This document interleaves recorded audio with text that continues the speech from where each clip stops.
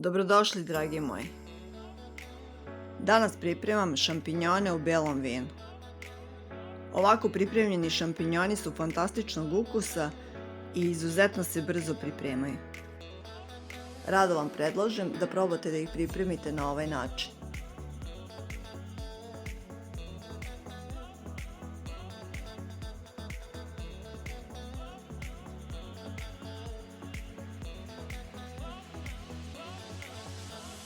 U tiganju ću otopiti 30 g putera sa malo maslinovog ulja.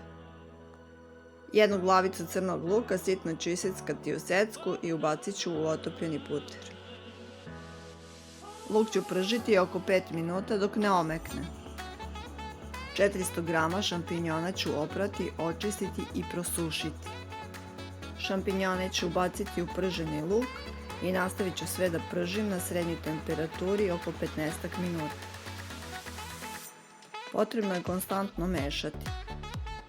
Šampinjoni treba da poprime zlatnu boju.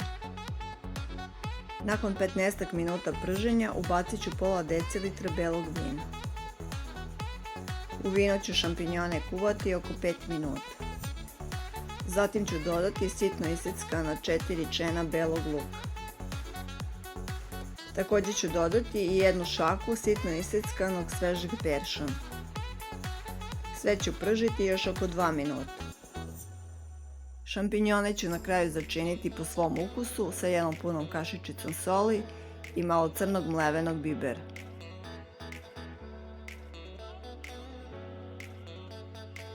Šampinjoni su pripremljeni i spremni za konzumiranje.